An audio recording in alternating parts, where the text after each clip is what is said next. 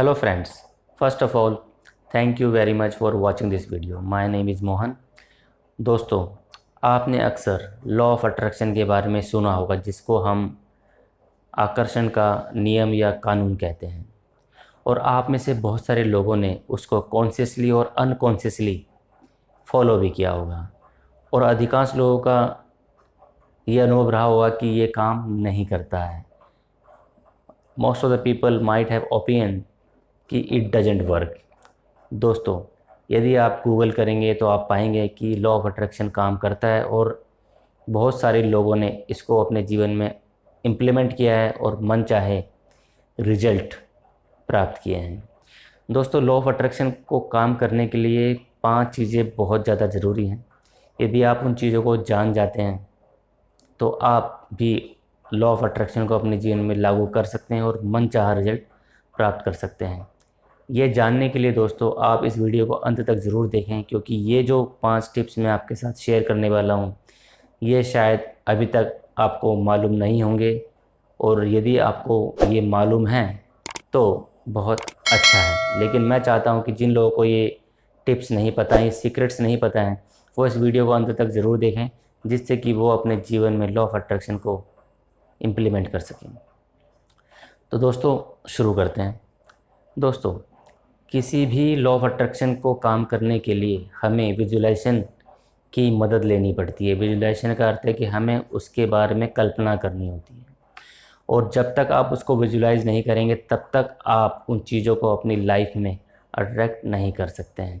तो जब भी आप विजुलाइजेशन करें, यानी कि जब भी आप लॉ ऑफ अट्रैक्शन पे काम करना शुरू करें, तो पहली चीज़ है कि आपको अपने गोल स्पेसिफिक बनाने चाहिए, यानी कि you should have specific goals. मान लीजिए आपका गोल है, धन का एक गोल है आपका, या आपका जॉब का एक गोल है, और आप कहते हैं कि मुझे एक अच्छी जॉब चाहिए या मुझे बहुत सारा पैसा चाहिए। दोस्तों, अच्छी जॉब और बहुत सारे पैसे में कुछ भी स्पेसिफिक नहीं है, यानी कि कितना पैसा अच्छा पैसा हो सकता है, कौन सी जॉब अच्छी जॉब हो सकती है।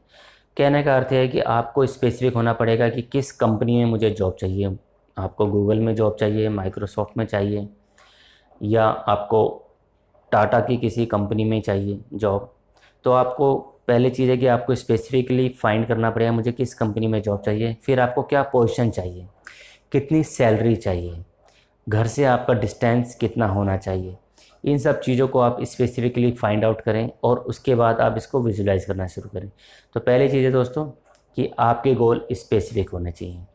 दूसरी चीज़ है दोस्तों, मेक द पिक्चर क्लियर। जी हाँ दोस्तों, जब भी आप अपने गोल को देखें तो आपको उसकी पिक्चर को क्लियर करना पड़ेगा, यानी कि आपको उसको पिक्चर को क्लियरली विजुलाइज करना पड़ेगा। कई बार ये नोटिस देख करने में आया है कि हमारी विजुअल्स क्लियर नहीं बन पाते, हम क्लियरली नहीं देख पाते हैं। तो दोस्तों, यदि आप ऐसा काम पहली बार कर रहे हैं या दूसरी बार कर रहे हैं, तो हो सकता है कि आपको विजुलाइज करने में थोड़ी सी परेशानी हो। लेकिन अगर आप बार बार इसको करते हैं, यानी कि आप इसको बार बार करते हैं, रिपीट करते हैं, तो धीरे धीरे वो पिक्चर्स क्लियर होने लग जाएंगी। आप ये कर सकते हैं कि अगर आप किसी पर्टिकुलर कंपनी में जॉब चाहते हैं तो आप उस कंपनी में जाएं। अगर आपको एंट्री मिल जाती है तो वेल गुड इनफ, अगर नहीं मिलती तो आप बाहर जाएं, आप बाहर से कंपनी के बोर्ड को देखें, उसके ऑफिस को देखें, अगर आपको सिटिंग प्लान दिखता है वहाँ देखें, और आप उन चीज़ों को नोट कर लें। और उसके बाद आप उन चीज़ों को विजुलाइज करना शुरू करें कि आप किस तरह से आप ऑफिस जा रहे हैं, किस तरह से आप ऑफिस के बाहर पहुँचे हैं, गेट कीपर ने ऑफिस खोला, देन यू एंटर्ड, आपने अटेंडेंस लगाई, या आपने अपना थंब इम्प्रेशन दिया, आप अपने ऑफिस में सीट पर बैठे, लैपटॉप खोला, आप अपने आप काम कर रहे हैं। इस तरह से आपको विजुलाइज करना है एक एक चीज़ें, और क्लियरली पिक्चर देखते रहना है। जितना ज़्यादा आप इसको क्लियर देखो, उतना ही आपकी फीलिंग्स जागेंगी, उतने ही आपके इमोशंस जागेंगे। और विजुलाइजेशन के लिए, लॉ ऑफ अट्रैक्शन के लिए फीलिंग्स का जागना बहुत ज़्यादा ज़रूरी है, क्योंकि जो भी काम आप बिना फीलिंग्स के करते हैं उसमें कोई भी लॉ ऑफ अट्रैक्शन काम नहीं करता है, यानी कि वो बिल्कुल यूजलेस है। दोस्तों, तीसरा टिप्स है कि आपका माइंड रिलैक्स होना चाहिए, यानी कि आप जब भी विजुलाइज करें आपका मन और आपका शरीर पूरी तरह से शांत होना चाहिए। क्योंकि यदि आपके मन में कुछ बातें चल रही हैं, परेशानियां चल रही हैं, आपकी बॉडी में एंजाइटी आ रही है, तो आप इसको नहीं कर पाएंगे। तो ये बहुत ज़्यादा ज़रूरी है कि आप इसको शांति से करें। और अपने मन को शांत करें। और इसके लिए आप मेडिटेशन की सहायता ले सकते हैं। आप किसी गुरु के बारे में ध्यान लगा सकते हैं, किसी ईश्वर के बारे में ध्यान लगा सकते हैं, कोई मंत्र का जाप करके ध्यान लगा सकते हैं। और सबसे सरल और आसान तरीका तो यह है कि आप अपनी सांसों पे अपना ध्यान केंद्रित कर सकते हैं। और कुछ ही देर में जब आप गहरी सांसें लेंगे और अपनी सांसों पे अपना ध्यान केंद्रित करेंगे तो कुछ ही देर में आपका मन शांत हो जाएगा, आपका शरीर शांत हो जाएगा। उसके बाद आप चीज़ों को विजुलाइज करेंगे तो आप पाएंगे कि आप बहुत ही तेज़ी से अपने लक्ष्य की तरफ बढ़ रहे हैं। दोस्तों, चौथा टिप्स है कि आप जो कुछ कर रहे हैं उसको कंसिस्टेंटली करें। जी हाँ दोस्तों, मैंने अक्सर देखा है कि लोग 5 मिनट या 10 मिनट के लिए करते हैं विजुलाइज, और उसके बाद कई दिनों तक वो भूल जाते हैं या कर नहीं पाते हैं, क्योंकि शायद उनकी प्रायोरिटीज़ में ये चीज़ें नहीं होती हैं। फिर उन्हें अचानक याद आता है तो वो फिर उसे करते हैं, और इस तरह से वो 6 महीने साल बीतने के बाद जब बात करते हैं एक दूसरे से तो कहते हैं कि यार मैंने भी ये काम किया था, बट इट डजेंट वर्क, मतलब आई डोंट बिलीव इट। तो दोस्तों, ये बहुत ज़्यादा ज़रूरी है कि आप इसको कंसिस्टेंटली करें। यानी कि यदि आप इसको कंसिस्टेंटली नहीं करते हैं तो आपको आपके मन चाहे रिजल्ट नहीं मिलेंगे। फॉर एग्ज़ाम्पल, यदि आप इसको कम से कम 2 बार करते हैं, जैसे कि सुबह उठते ही यदि आप इसे करते हैं 5 मिनट के लिए, और रात को सोने से पहले अगर आप इसे 5 मिनट के लिए करते हैं तो ये बहुत ही ज़्यादा इफ़ेक्टिव रहेगा, क्योंकि उस समय हमारा माइंड जो है अल्फ़ा स्टेट में होता है। और इसके बारे में आप गूगल सर्च कर सकते हैं कि अल्फ़ा स्टेट क्या होती है और किस तरह से हम लॉ ऑफ अट्रैक्शन को इम्प्लीमेंट कर सकते हैं, यूज कर सकते हैं अल्फ़ा स्टेट में जाके। दोस्तों, क्योंकि जब आप कंसिस्टेंटली इसको करते हैं तो आपके मन में, आपके माइंड में वो पैटर्न्स बनने लग जाते हैं, और फिर लॉ ऑफ यूनिवर्स, यानी कि जो यूनिवर्स है, जो लॉ ऑफ अट्रैक्शन जिस पे काम करता है, वो चीज़ें धीरे धीरे आपकी लाइफ में आने लग जाती हैं। और आपको नई नई अपॉर्चुनिटीज़ दिखने लग जाती हैं। आपको पता चलने लग जाता है कि किस प्रकार से मैं अपने जॉब को अट्रैक्ट कर रहा हूँ, किस प्रकार से मैं धन को एकत्रित कर रहा हूँ। 5वां और आखिरी टिप्स है दोस्तों कि आप अपना फोकस हमेशा एंड रिजल्ट पे रखें। यानी कि कहने का मतलब है कि आपका फोकस हमेशा इस बात पे होना चाहिए कि ये चीज़ें मैं अचीव कर रहा हूँ। मैंने जैसे कि उदाहरण दिया कि जॉब के बारे में, कि मैं एक जॉब पर्टिकुलर कंपनी में अट्रैक्ट कर रहा हूँ, या मैं पर्टिकुलर अमाउंट को अट्रैक्ट कर रहा हूँ। उसी प्रकार से दोस्तों, जब आप अपना फोकस इन चीज़ों पे करेंगे तो आप पाएंगे कि आपके जीवन में ये सारी चीज़ें होने लग जाएंगी। लेकिन गलती हम क्या करते हैं, गलती हम ये करते हैं कि हम ये सोचते हैं कि कैसे होगा। यानी हमेशा हम जब भी इसको करना चाहते हैं, सबसे पहले हमारे मन में प्रश्न आता है कैसे होगा। मेरे पास तो 100 रुपये भी नहीं है, तो मैं कैसे 1000 10,000 रुपये कमा लूँगा अगले 3 महीने में।